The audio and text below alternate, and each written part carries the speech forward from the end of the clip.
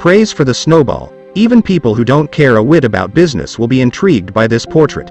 Schroeder, a former insurance industry analyst, spent years interviewing Buffett, and the result is a side of the Oracle of Omaha that has rarely been seen. Time. Alice Schroeder's accumulation of detail, her vivid, artless descriptions of people and places, and the resulting narrative fluidity make this a compelling book. It has the bouncing vitality of an early Sinclair Lewis novel. The Times Literary Supplement. The Snowball is likely to remain the most authoritative portrait of one of the most important American investors of our time.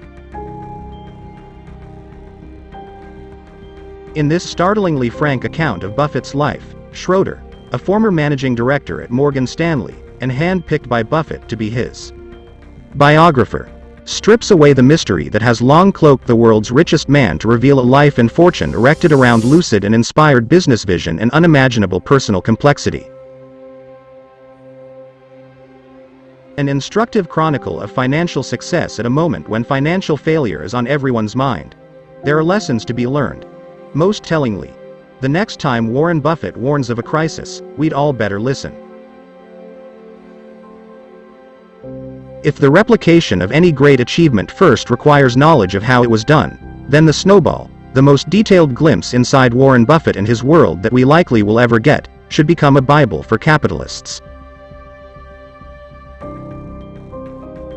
A penetrating and personal look at the Oracle of Omaha gets deeply inside the head of the man who achieved such amazing long-term investment returns that some academics believe them to be a fluke. Schroeder has sought to describe Buffett's psychological landscape as clearly as his financial one. For the reader, the results are pretty terrific.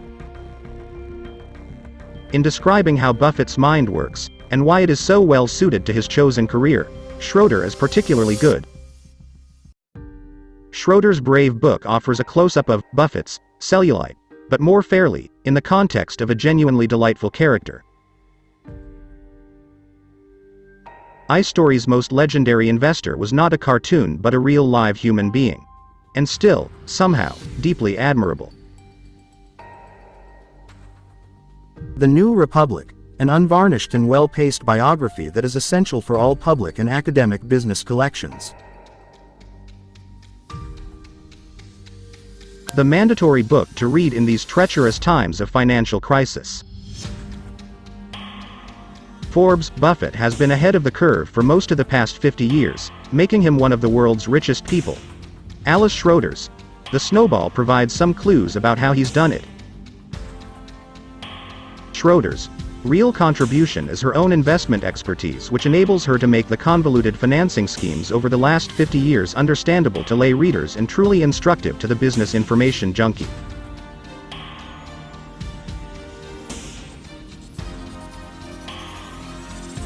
It is the winter of Warren's 9th year. Outside in the yard, he and his little sister, Bertie, are playing in the snow. Warren is catching snowflakes. One at a time at first. Then he is scooping them up by handfuls. He starts to pack them into a ball. As the snowball grows bigger, he places it on the ground. Slowly it begins to roll. He gives it a push, and it picks up more snow. He pushes the snowball across the lawn, piling snow on snow. Soon he reaches the edge of the yard.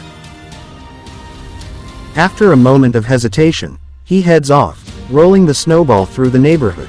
And from there, Warren continues onward, casting his eye on a whole world full of snow.